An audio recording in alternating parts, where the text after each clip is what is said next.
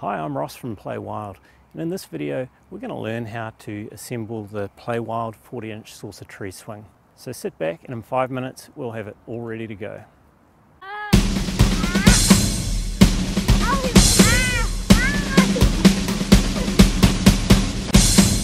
So when you get your swing in the mail, the first thing you need to do is just check and make sure that you have everything that's supposed to be there. Firstly, you should have 2 carabiners, 1 ring wrench, 2 hanging ropes, 4 pieces of tube with foam covering, and also, of course, the mat itself. So the first thing to do is start feeding the tube into the pockets on the mat.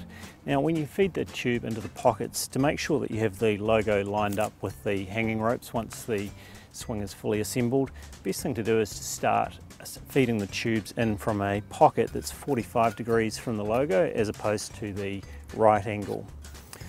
The other thing to note is that with the tubes, they have 2 different ends on them.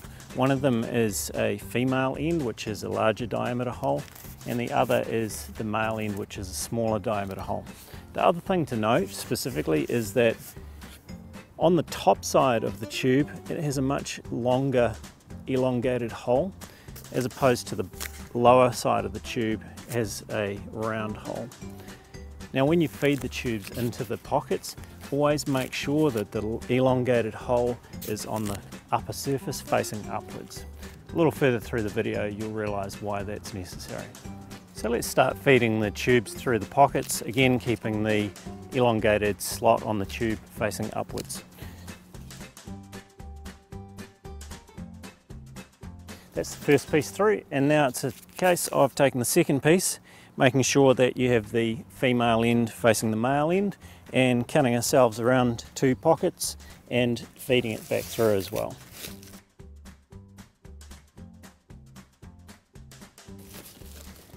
A little bit of a jiggle and both pieces should feed in nicely together. Alright.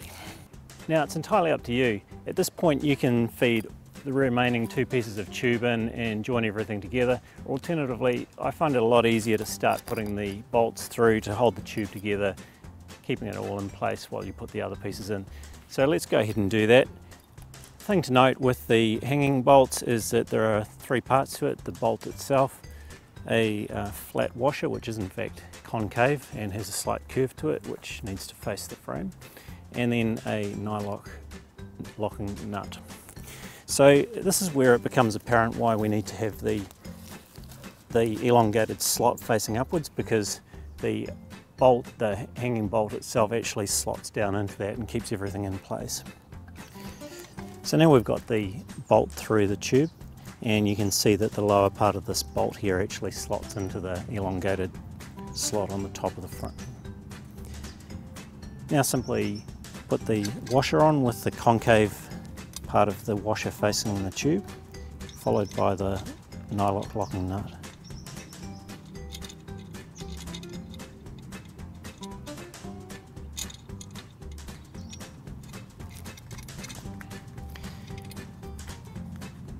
You should be able to screw that on a fairly long way just with your fingers. If you can't, then just back it off a little bit. Make sure you haven't got the nut cross-threaded so you don't strip the threads.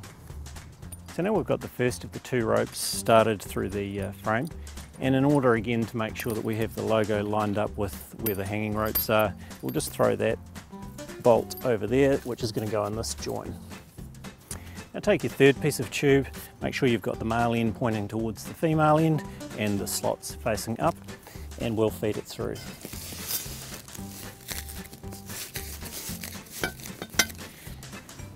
And now we've got the 3rd piece of tube through, we'll just pop the 2nd bolt from the first hanging rope through there again to make the join, again with the concave washer facing the concave side facing the tube, and make that finger tight. And now we'll just quickly feed the last piece of tube through.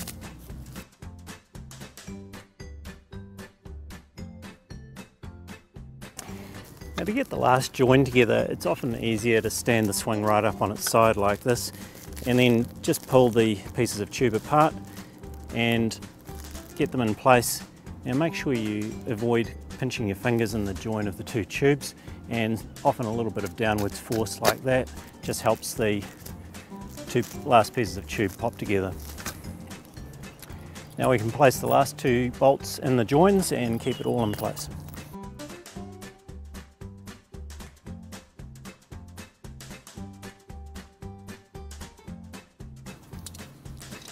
Now we use the circular wrench just to tighten up the nuts as we go. Now I find it a lot easier if I keep one hand holding the bolt through the hole and then use the wrench with the other. When you're tightening these up, just tighten them up enough so that you get a fair amount of resistance, but not too much that you crush the tube. And you don't want this bolt to be hanging out the bottom of the nut. And then it's a case of just continuing around and doing the same with the others.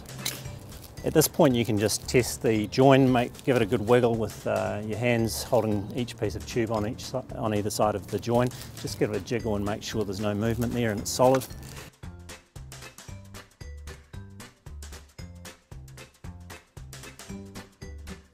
So that's it for the assembly of the Play Wild 40-inch saucer tree swing. Now all you need to do is connect the carabiners onto the eyes at the top of the hanging rope, and we just happen to have a couple of Play Wild 5-foot hanging straps and a branch up here. Now they've been looped around the branch to make them shorter. We cover how to do that in a separate video. Head on over to playwildusa.com/instructions. If you need to adjust the length of the hanging ropes themselves, we have a separate video that covers how to do that. Just head on over again to playwildusa.com/instructions for that one.